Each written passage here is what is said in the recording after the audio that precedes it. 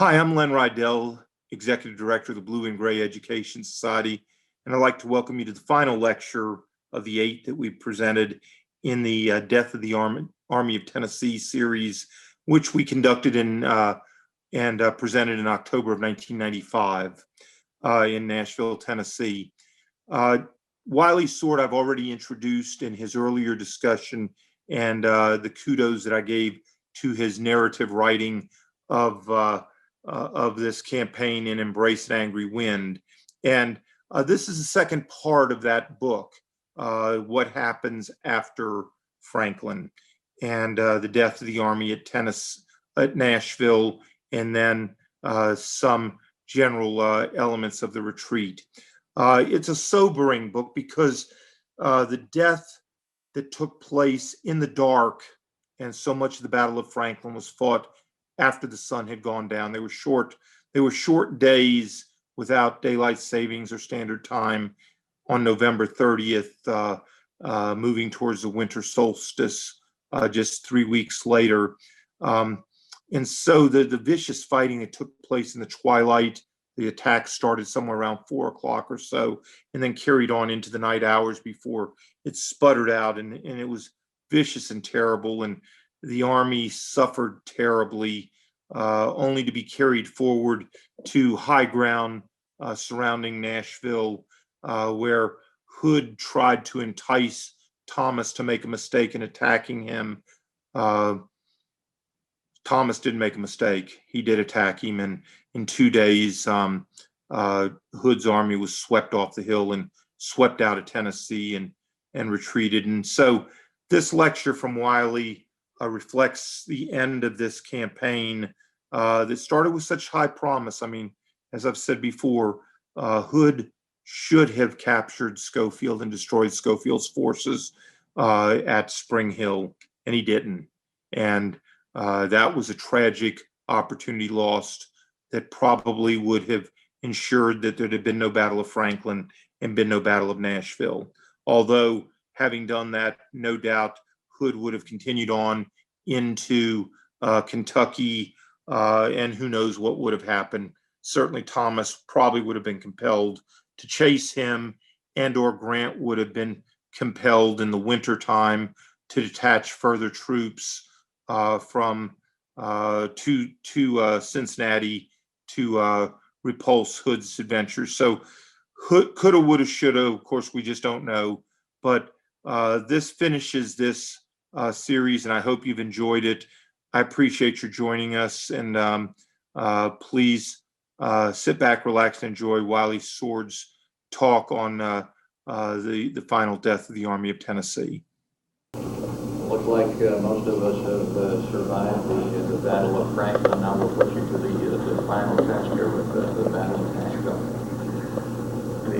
The Battle of Nashville occurred nearly 131 years ago. More than 6 generations have passed. Millions of men have served in our nation's armed forces. And more than 630,000 Americans died in this century's wars. Why then should we particularly remember the Battle of Nashville? As we shall discuss today, in the aftermath of Franklin, it was one of the most devastating events ever to befall an American army. It became an army and a cause, for it significantly led to the conclusion of the Civil War. As we reviewed yesterday, the Battle of Franklin was an excruciating ordeal that virtually drained the vigor of the Army of Tennessee. No longer were the men in the ranks expecting victory from the likes of John Bell Hood. To the Army's survivors, it was rather more of the playing out of the deadly script of war, of grimly facing the inevitable with what courage and physical effort the men could continue to muster. As we have noted, that these soldiers would continue to endure and fight beyond the unspeakable tragedy of Franklin is a remarkable testimonial to the character of the Southern fighting man. Yet after 4 years of successive defeats, these were men of more than ordinary honor and dedication. Their lives were committed to the cause, even if there was but little hope. Due to the many mutually shared ordeals and their continued agony, those amid the ranks of the Army of Tennessee exhibited a common bond of dogged perseverance. It was all they knew or understood. To the Army's high command, however, the problems and prospects following Franklin were assessed in a far different manner. Specifically, John Bell Hood was confronted by a serious dilemma following Franklin. What should he do, considering his devastating losses and the enemy's retreat to Nashville? The Army of Tennessee, then in the midst of a so-called invasion of Middle Tennessee, was positioned only about 20 miles south of Nashville, along the banks of the Harpeth River. Although his exhausted veterans occupied the still smoldering Franklin battlefield on that memorable December 1st, Hood knew that these men had never before experienced such heartbreaking agony. In only a few hours of fighting, at Franklin, the Army of Tennessee had suffered more than 7,000 casualties from about 23,000 that were engaged during one of the war's most spectacular, if senseless, frontal attacks. Although the Union blocking force under Major General John M. Schofield had withdrawn to Nashville during the middle of the night on the 30th, the Confederate Army's pending pursuit was uncertain and dangerous. Hood knew that at Nashville, the veteran federal commander, Major General George H. Thomas, had been hastily organizing an army from makeshift sources. Scattered units from Major General William Tecumseh Sherman's command, various trans-Mississippi troops, and rear echelon reserves, yet untested in combat, were all that Thomas had available beyond Schofield's troops. Although secure within Nashville's formidable defensive network, sturdy forts, and rows of emplaced cannon, Thomas and his mixed command seemed to be vulnerable, if only they could be met in the open field. John Bell Hood thus pondered his limited choices. He could withdraw from Tennessee, thereby saving the remnant of his army. He could pursue Schofield to Nashville in hopes of somehow winning a victory, or he could bypass Nashville and attempt a last-gasp northern raid into Kentucky and perhaps beyond.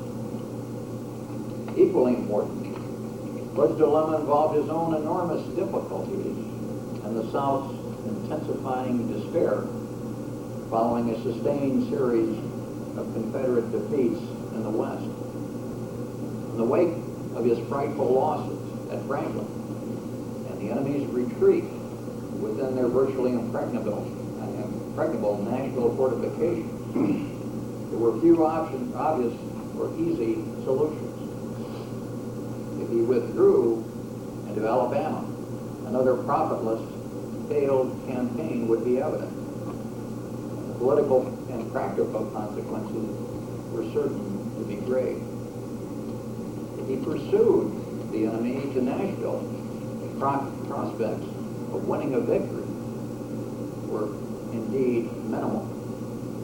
As for bypassing Nashville and marching north, this seemed totally impractical.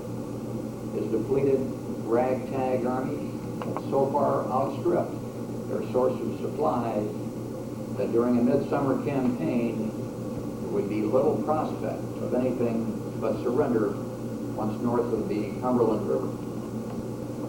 Yet the stakes were high. Hood pondered the desperation of the hour.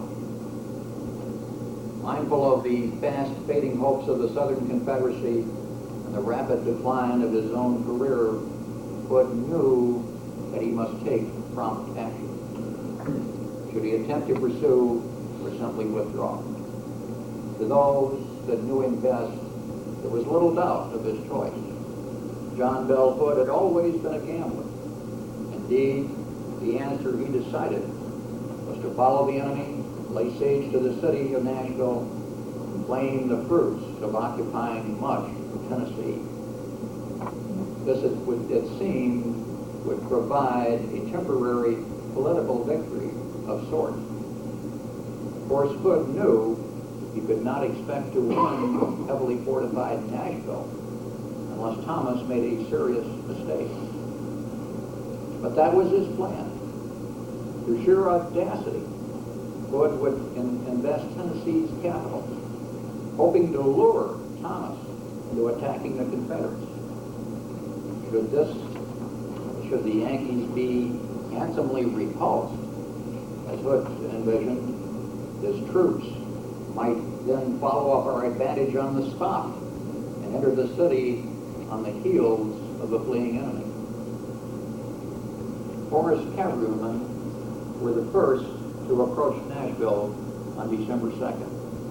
Then by mid-afternoon, some of Stephen D. Lee's infantrymen were present. In the next few days, the remainder of the Army of Tennessee moved into position. Cheatham's devastated corps was the last to arrive, having been detailed to bury the floating windrows of dead at Franklin. To the lean gray soldiers, their first distant glimpse of Nashville's panorama was highly emotional. We can see the fine old buildings of solid granite looming up on Capitol Hill, quote one of Cheatham's soldiers. Boldly flying above the Tennessee State Capitol building was the Stars and Stripes. Off in the distance, wafted the sounds of federal bands playing. The entire scene caused one's pulse to beat rapidly, wrote a private. To a staff officer, the spires of the city were so near as to swell the hopes of everyone. But between us and them, he noted, there were bristles on every hill and a fort, and long lines of rifle pits connecting them with the dark blue lines of armed men. Indeed, once he witnessed the imposing spectacle of thousands of enemy troops filling the strong line of fortifications that surrounded the city, Bud began to realize the difficulty of undertaking a siege. Instead of surrounding Nashville, Hood soon found that he only had enough troops to cover a portion of the front lines. The federal defenders not only outnumbered Hood's army, but had a sizable garrison at nearby Murfreesboro. Hood ordered the deployment of his troops over irregular terrain, across nearly a 4-mile front, from the Hillsborough Pike on the west to the Nashville and Chattanooga Railroad on the east. Running mostly across high ground, Hood's lines varied from about 500 yards to more than 2 miles in distance from the outer federal perimeter. After placing his largest corps, Stephen D. Lee's, in the center, Stewart's corps troops were sent to the left, and Cheatham's men were posted on the right, along the railroad to Murfreesboro.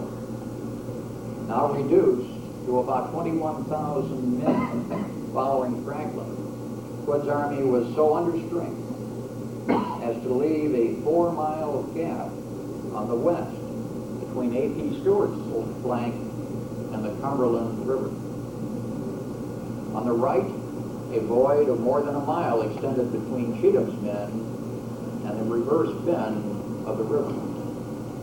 Although his artillery was soon fully deployed along the high ground, Hood was so short on ammunition, he forbade that a cartridge of any kind be expended or fired from these cannon unless during an enemy attack. Hood's siege of Nashville was of the most tenuous kind for the federal soldier.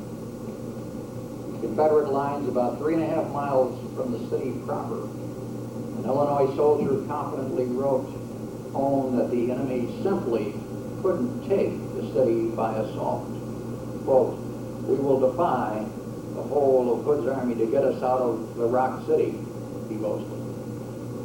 Even more forebodingly, on December 2nd, Hood abruptly detached 2,000 troops under Major General William Bate for a raid to Murfreesboro, 28 miles distant. A few days later, he again compounded his manpower shortage by sending most of Nathan Bedford Forrest's cavalry, as except for Chalmers' division, to Murfreesboro to help Bate destroy the railroad.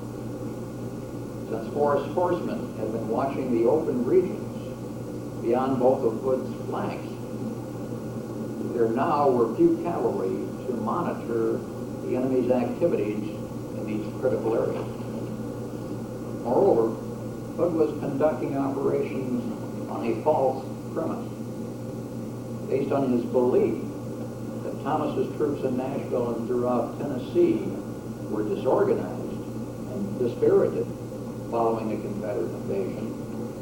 Hood decided to alter his original concept in dealing with the isolated federal garrisons, especially the large key post at Murfreesboro.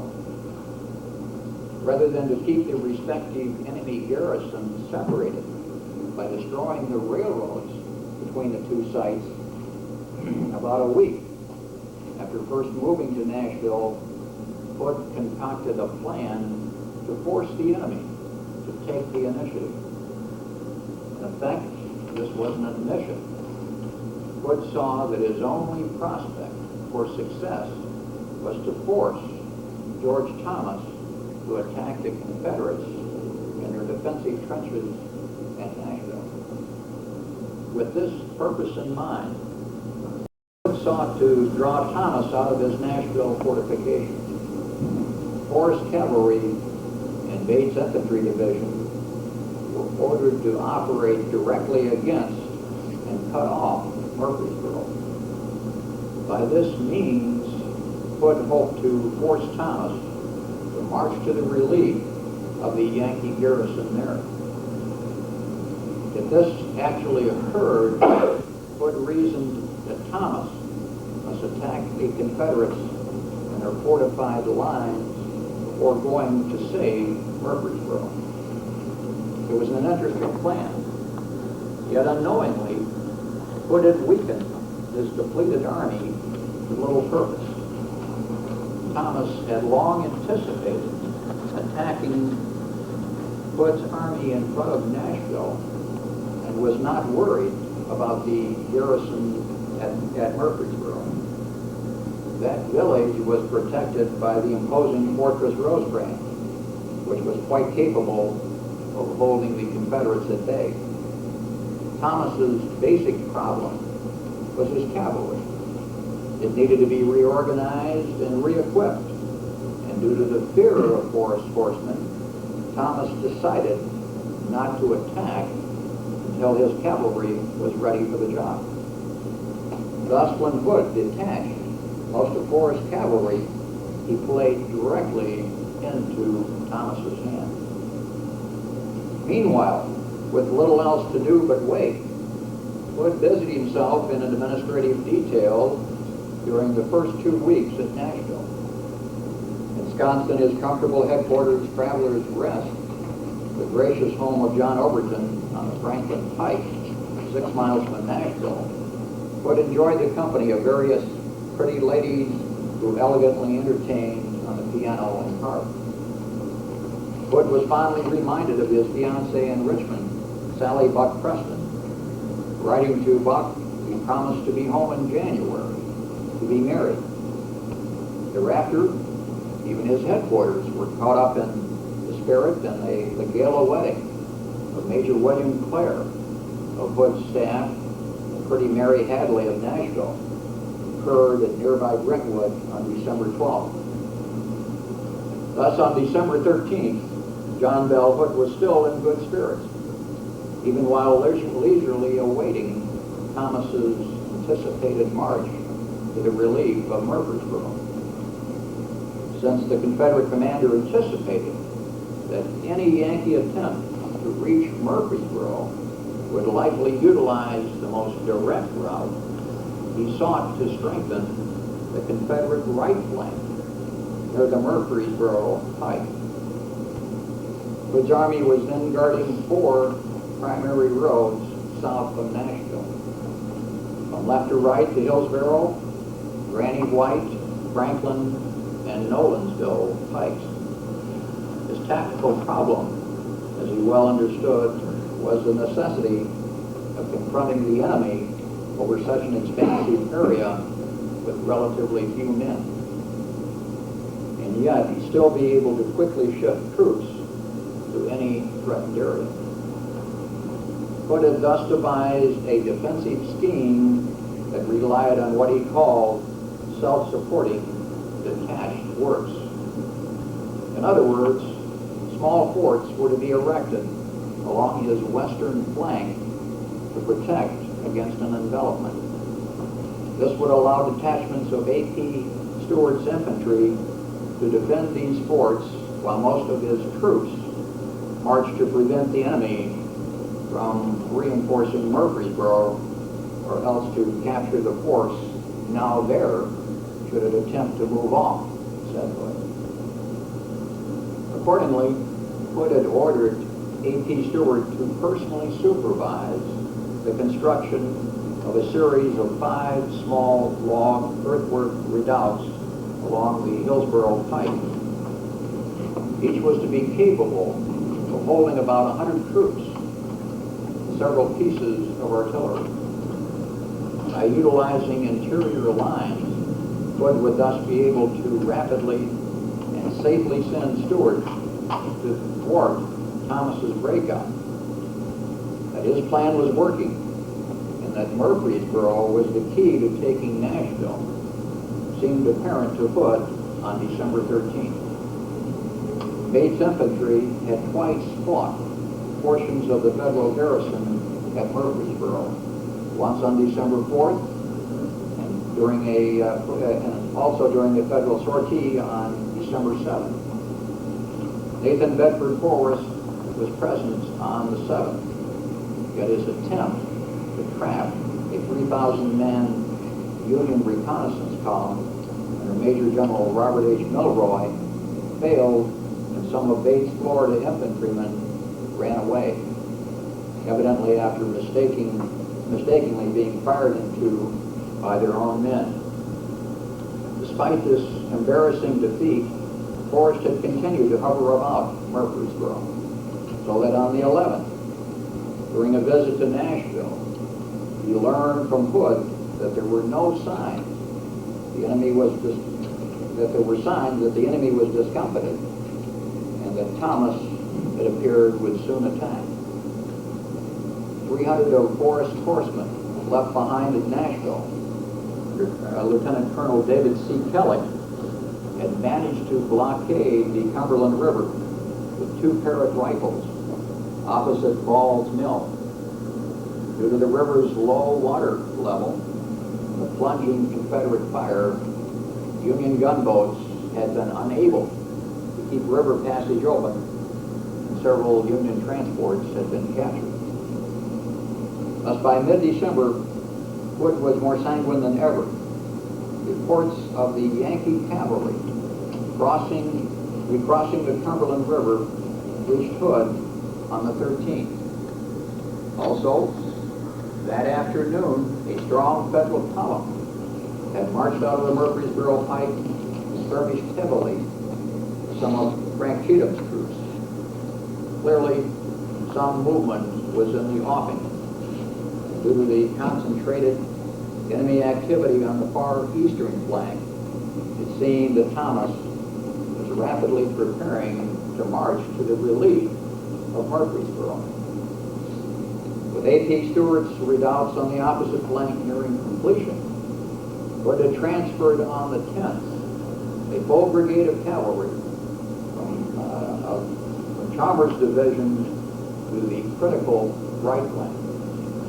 Continuing his vast juggling act, Hood recalled Bates' troops from Murfreesboro and posted them in support of Frank Cheatham along the far Confederate right.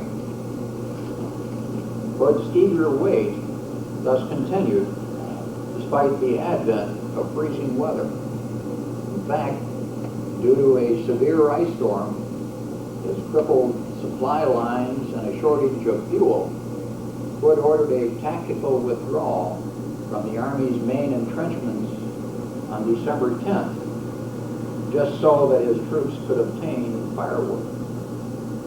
While erecting new breastworks, which were about a mile removed from the old, Hood's men were buffeted by 60-mile-per-hour gusts. One Southerner wrote in his journal, "The icy blasts are so piercing that it is impossible to keep warm." Men in threadbare, ragged uniforms were seen standing in silent throngs about the blazing fires, virtually burning one side while the other ached with cold. Perhaps worse, their bivouac on the hard frozen snow, the famished soldiers searched in vain for adequate rations. Hood's supply system had virtually collapsed. So few supplies were trickling through over a ramshackle railroad, which consisted of 2 captured locomotives and about 20 cars, that beef, soup, and corn dodgers, as they termed them, were the fare of the lucky. Even more alarmingly, about 3,500 of Hood's men were without shoes, and many had no overcoats. Nearly 1/4 of Bates infantrymen that returned from Murfreesboro were barefooted.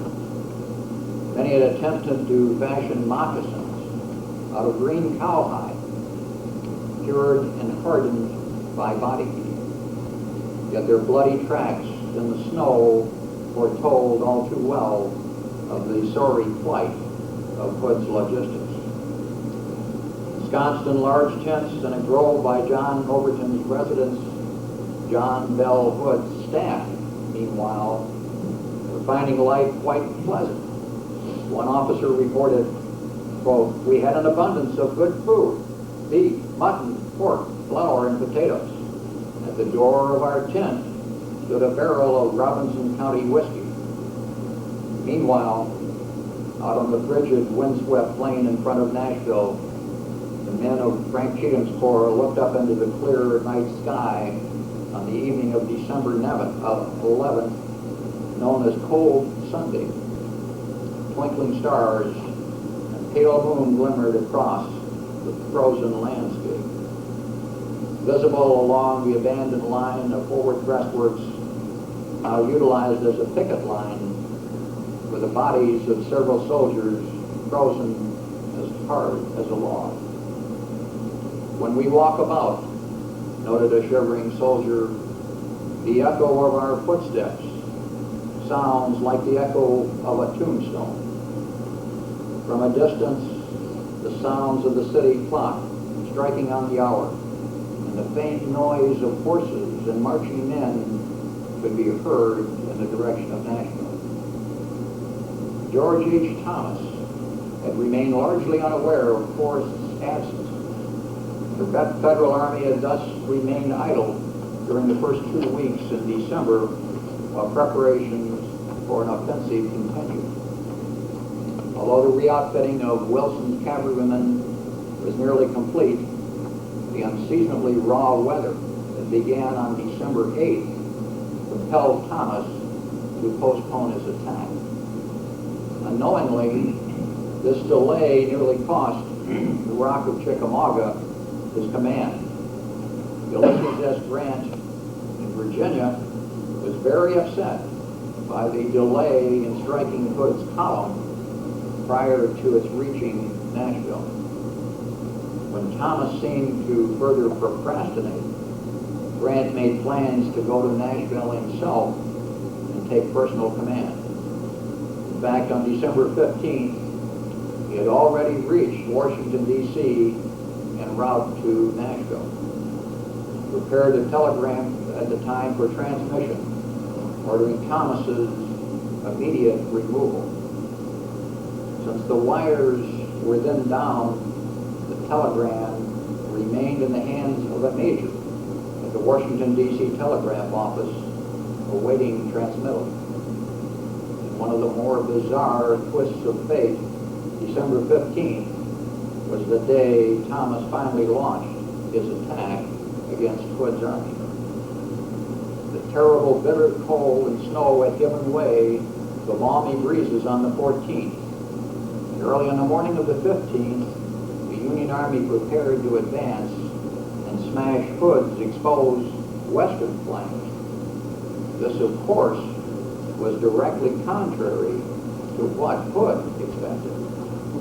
The rebel commander believed that any attack would occur on his right or eastern flank. Accordingly, Thomas's battle plan was to serve as a true test of Hood's tactical reliance on A.P. Stewart's 5 small forts in holding off the Yankee attackers. Due to a heavy fog that lingered until after 8 a.m. on the 15th, the Federal advance was delayed until mid-morning. Thereafter, a diversionary attack planned to deceive the rebels into thinking their eastern flank would be the main point of attack. It failed spectacularly.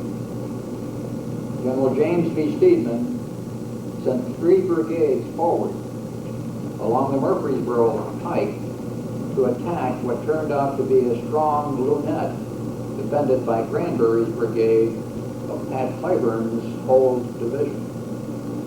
Mostly inexperienced, black troops making the assault were blasted from several directions by small arms and artillery fire and were badly cut up. Many of the black soldiers jumped into a deep railroad cut in attempting to escape, but were trapped and virtually annihilated there. On the crucial far western flank, Federal cavalry under the overly cautious Richard W. Johnson delayed virtually all day, allowing a small Confederate cavalry brigade to stifle their advance. Also, when in the center, the main Federal battle lines advanced toward Montgomery Hill about 1 p.m. after a heavy artillery bombardment. It was discovered that the enemy was gone. What was believed to be the main southern defensive line was found to be actually only a skirmish line. It was all very embarrassing for Thomas and his senior generals. Yet Hood's tactical reliance on the 5 small forts had not yet been tested. About 2 p.m., heavy fighting began on the far Confederate left, where Thomas's main strike force, consisting of Wilson's dismounted Federal cavalry and A.J. Smith's 16th Corps infantry, had finally completed their wide turning movement. Along this perimeter, they found Hood's 5 small redoubts blocking their way. Each fort was designed to hold perhaps 100 to 200 soldiers with several pieces of artillery, and Hood, convinced that these small independent forts would protect his western flank, had not otherwise heavily entrenched along this front. Hood was still expecting Thomas to attack along the eastern sector so as to, as we've mentioned, to open a path that would enable the Federals to march to relieve the Murfreesboro garrison. John Bell Hood had spent a rather routine morning on the 15th, catching up on his correspondence and perusing the latest newspapers. About 10 o'clock in the morning, word arrived via signal flags that an enemy attack was underway on the far right flank. At first, believing it was only a demonstration, Hood remained at his headquarters. Yet about midday, Hood, hearing the heavy firing coming from A.P. Stewart's sector, decided to go to the front. Once present there, Hood began to realize that he had guessed wrong. It was apparent that a full-scale attack was underway against his weakened left flank. Moreover, the enemy was using multiple lines of battle to swing in a wide arc against his small forts. Immediately, Hood sought to rush reinforcements from Stephen D. Lee's adjacent line to the support of Stewart. Until they came up, he personally told the men in Redoubt Number 4 that they must hold their fort at all hazards. Yet remembering the devastation of his own army by massed enemy firepower from behind strong works at Franklin, but may well have relished the current situation. Already he had learned of Granbury's repulse of Stedman's troops on the far right flank. With the arrival of Stephen D. Lee's reinforcements to protect the 5 detached forts, a bloody repulse of the enemy seemed assured. Redoubt Number 5 had been under construction that morning when word came of the Federal advance. Garrisoned by only 100 men of Quarles' brigade, Number 5 relied for its support on Redoubt Number 4, some 600 yards farther north. Yet these redoubts were unconnected by entrenchments or breastworks, being merely isolated forts constructed on adjacent hills. Even worse, their only supporting infantry, Edward C. Walpole's division, was so diminished in numbers as to be unable to cover the entire 5 redoubt front. In fact, Walpole's southernmost position was behind a stone wall on the opposite side of the Hillsborough Pike, several hundred yards behind Redoubt Number 4. That meant the front of Number 5 and the ground beyond was unprotected by the infantry as the Federals launched their attack. The Federal attack up the hillside against Number 5 proved to be of little contest. Although fired into by blasts of canister, these shots mostly went too high due to the elevation. The combined cavalry and infantry, about 1,500 men, easily engulfed Number 5 and its garrison. They scrambled over the stockade walls and tumbled into the redoubt, with every man yelling at the top of his lungs. Following a brief flurry of hand-to-hand combat, the fort surrendered. The captured cannon were swung around to fire in the direction of Number 4. In Number 4, Captain Charles Lumsden, with 4 12-pounder Napoleon guns, was already maneuvering to fire into the captured Number 5 fortification. Removing 2 of his guns from the rim rushers, he faced himself and opened a severe fire on Number 5.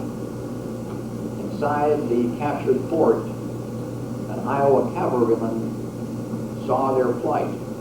Quote, "To remain in the fort was certain death," he observed.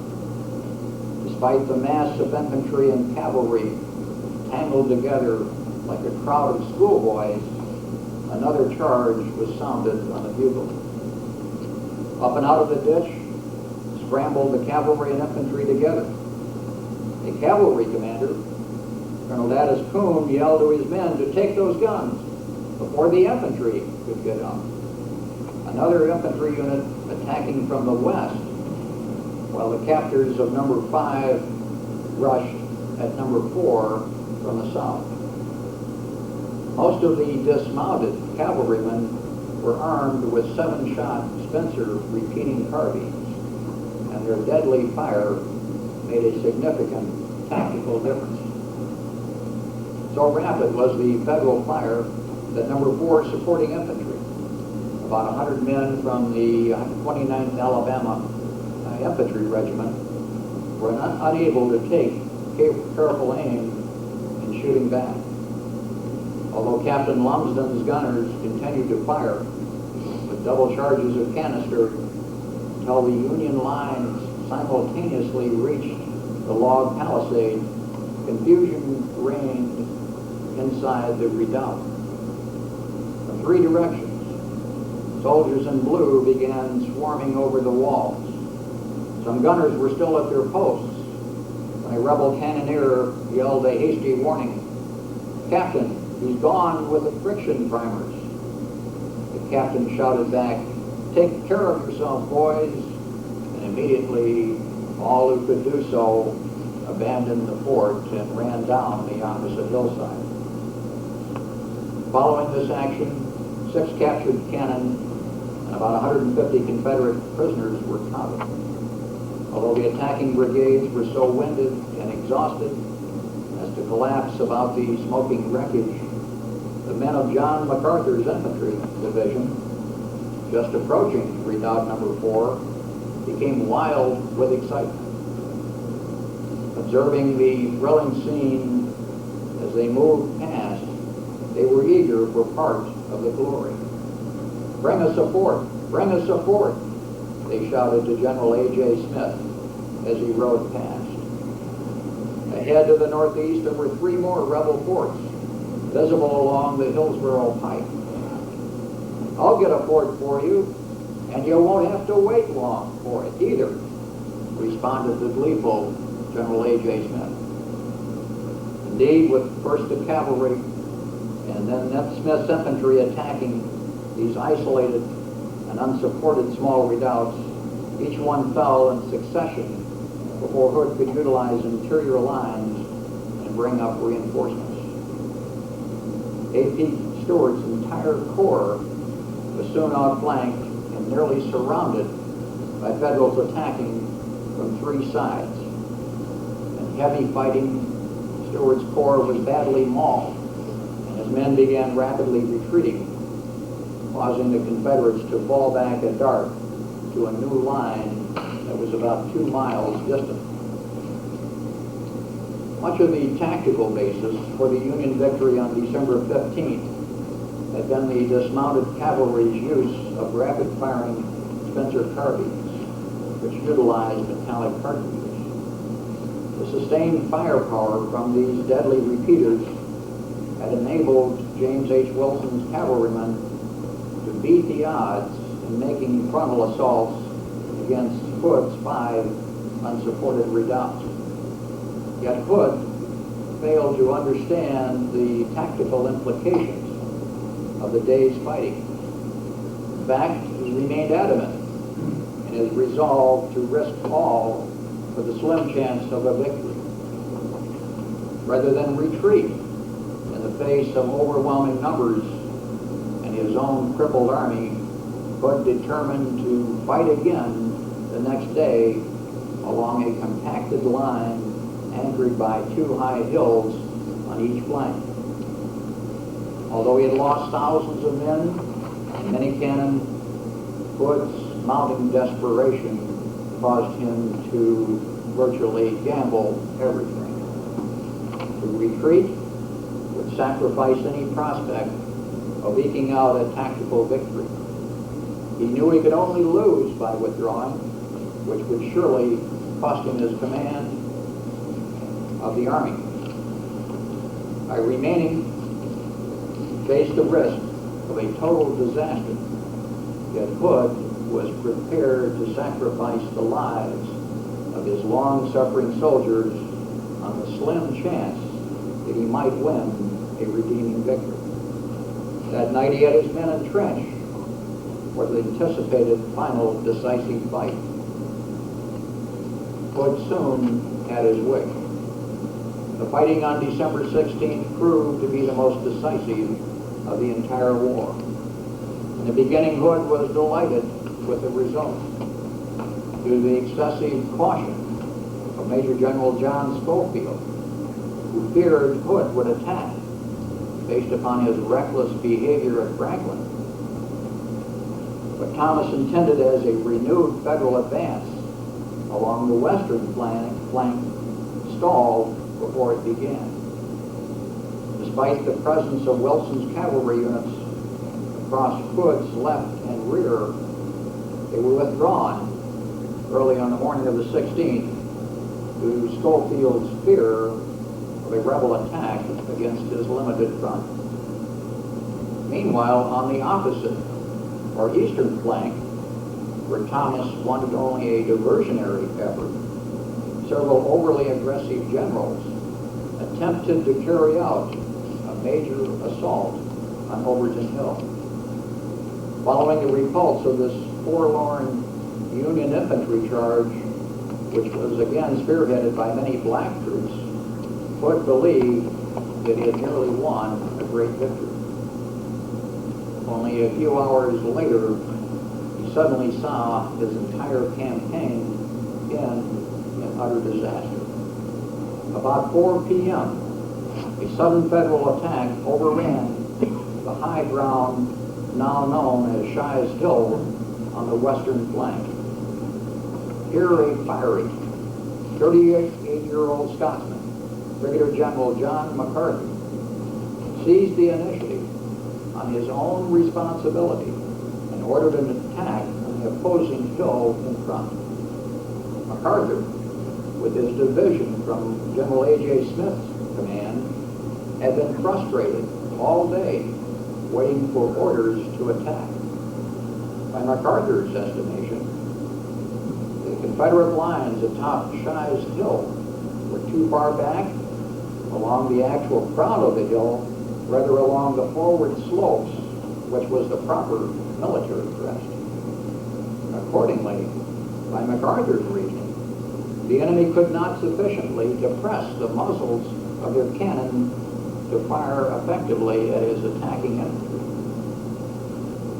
As the hours passed and it became mid-afternoon, MacArthur chafed what seemed to be timidity in the face of a fleeting opportunity. Finally, at 4 p.m., with darkness approaching, MacArthur, in a fit of anger, sent word to his corps commander that he would attack momentarily unless ordered not to. A few minutes later, MacArthur's division, with bayonets fixed, began their isolated attack on Shies Hill. Up the slippery northwest slopes scrambled the Minnesotans of McMillan's brigade in the face of a terrific fire. Yet MacArthur had been right. The Confederate fire was too high. Over the works poured the yelling Union troops, and within minutes, the Confederate defenders were overwhelmed. Lieutenant Colonel Shy, in command of 6 consolidated Tennessee regiments, was shot in the head and instantly killed. His remaining men fled in confusion and panic seized the gray defenders adjacent to the point of attack. So many fleeing soldiers running in all directions, Frank Cheatham's officers were unable to restore order. Soon the entire corps fled in disorder. When the amazed units watching from the main federal lines discovered what was happening, they too began advancing. This added to the growing disorder that now ran the full length of Hood's line from left to right. Meanwhile, Wilson's cavalry had again outflanked the Confederate left and were seen advancing across Hood's left rear. Within minutes, nearly the entire Confederate army gave way to spreading panic and began streaming to the rear. As Hood soon discovered, the soldiers refused to rally. They were concerned now only with their own survival. Fear had caused this disaster, but it was not the fear of fighting. It was the fear of wasting their lives, of too long being abused and sacrificed to no sensible purpose. Hood's soldiers had suffered until further suffering just didn't make sense anymore. Since Franklin, the Army had been a disaster waiting to happen. 3 Confederate generals, more than 50 pieces of artillery, about 8,500 prisoners were the fruits of these 2 days' battle at Nashville, claimed George H. Thomas in his victory telegram. Thomas's earlier dispatch of the 15th had saved his job since the telegraph operator who had delayed transmitting Grant's order for his removal. Now his latest telegram, that is Thomas's latest telegram, sent the whole North into rejoicing. Overnight, Thomas had gone from a maligned general to a great hero, the savior of Nashville and the conqueror of Hood's army. Following the Battle of Nashville, the Confederate Army was virtually a hopeless wreck. Indeed, Nashville had become the only battle of the entire war where an opposing army had been all but obliterated. For the South, it was a disaster of unprecedented magnitude. Only by tenacious rearguard fighting, both by Stephen D. Lee's and Nathan Bedford Forrest's men, was Thomas's pursuit kept at bay.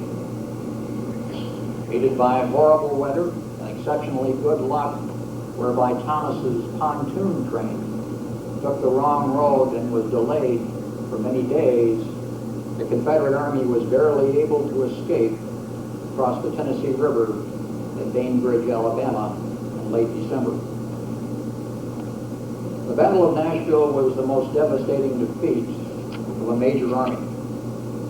George H. Thomas announced in his official report the extent of captures at Nashville. 53 pieces of artillery, thousands of small arms, 4,462 rebel prisoners. A few weeks later, the totals were revised to include those for the entire campaign. 72 pieces of Confederate artillery, 13,189 prisoners of war, including 8 generals, and more than 2,000 deserters were in federal hands, taken within the span of less than 3 months. Added to the nearly 10,000 Confederates killed or wounded at Franklin and Nashville, Hood's army had suffered, at the minimum, a staggering 23,500 casualties from a total force of about 38,000 men. An unprecedented nearly 2/3 of a major American army had ceased to exist as the result of actual fighting. Hood's army had been all but obliterated. Thereafter, desertions were prevalent, and in mid-January 1865, only about 14,000 men remained of the once mighty Confederate Army of Tennessee. A few weeks later, the remnants of the army were broken up, many being sent to fight their last battle in the Carolinas under Joe Johnson. If the Battle of Shiloh represented the Pearl Harbor of the American Civil War, the battles of Franklin and Nashville may well represent a World War II equivalent of the atomic bombing of Hiroshima and Nagasaki. As surely as the nuclear devastation of these 2 Japanese cities led to the ultimate surrender of Japan, the destruction of the Confederate Army of Tennessee at Franklin and Nashville became a major basis for the demise of the Southern Confederacy. Due to the loss of the Confederacy's second most powerful army, not only was one of the Deep South's most vital productive regions stripped of essential military protection, but thereafter, an overwhelming concentration of Northern armies was imminent against Robert E. Lee's Army of Northern Virginia. The Confederacy had sustained a fatal wound in the virtual loss of the Army of Tennessee. It was, in fact, an end to reasonable hope for Southern independence. John Bell Hood was removed from Army Command in mid-January and returned to Richmond to try and salvage his career. The self-serving official report was recognized as so much propaganda, and outraged officers such as Joe Johnson threatened to refer charges over the many inaccuracies and distortions. Even Sally Buck Preston would have little to do with the disgraced General Hood. Sam Hood even later attempted to travel west of the Mississippi River to recruit a new army, but the war ended and he surrendered at Natchez in May 1865. To this day, the name of John Bell Hood provokes considerable controversy. Unquestionably, Hood displayed physical courage on the battlefield, was bold with his decisions, and often utilized direct, forceful action. Some historians have cited his aggressiveness as evidence that if not a great general, he was a good one, a spirited fighter who was bedeviled by an ill fate. Yet what would the dead soldiers who valiantly attempted to carry out Hood's suicidal frontal attacks say if they could be here today? Would they praise Hood's aggressiveness in recklessly squandering their lives? Or would they, in the bitter words of one of the grim survivors of Franklin, Captain Samuel T. Foster, speak of outright murder? Captain Foster wrote in his diary, "General Hood has betrayed us. This is not the kind of fighting he promised us at Tuscumbia and Florence, Alabama, when we started into Tennessee. This was not a fight with equal numbers and the choice of the ground. The wails and cries of widows and orphans will heat up the fires of the bottomless pit to burn the soul of General John Bell Hood for murdering their husbands and fathers." Today, John Bell Hood is a glaring example of past tragedy. Hood's many mistakes resulted in a profound and needless bloodbath based upon his lack of understanding that the lives of his soldiers counted the most. They were his most precious asset. That he recklessly hurled them into combat situations where death and injury was likely beyond a reasonable exposure reflected his fundamental deficiency as a commander. Yet today, Hood's example may serve a larger purpose as an important and valid message for generations to come.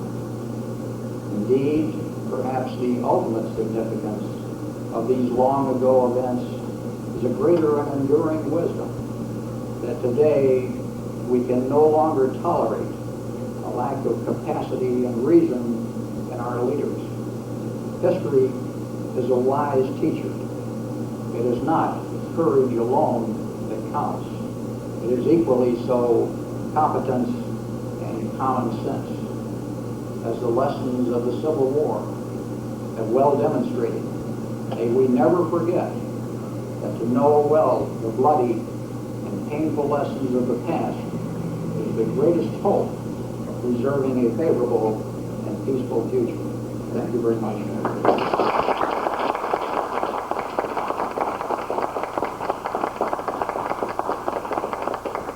How are we doing on time, Lynn? But trust we have some time for questions? Please. Okay, sure. Yes, sir. Mr. Sword, I'd like to talk about Shies Hill, an ugly incident that happened after Shies Hill, and your interpretation of it, because it's been at least two that I know of, very conflicting interpretations. Okay, Shies Hill was held down by the Confederate forces of Brigadier General Thomas Bentley Smith, 25 years old, former colonel of 20th Tennessee. He had so few men, probably less than 400, that he consolidated his 6 regiments into 2. The 2 Georgia units were one regiment and the 4 Tennessee units were the other regiment. And in fact, it was the remnant of the 4 Tennessee regiments, the 10th, the 15th, 37th consolidated, the 20th and the 30th, that were the command of Colonel Schott. Now, General Bate escaped on horseback. The second in command of the Shies was 22-year-old John G. O'Neill, was the colonel of the 10th Tennessee. There were only 24 guys in the 10th Tennessee Regiment. Most of the rest of the command was captured, including General Benton Smith. And as the prisoners were being led away, the Union brigade commander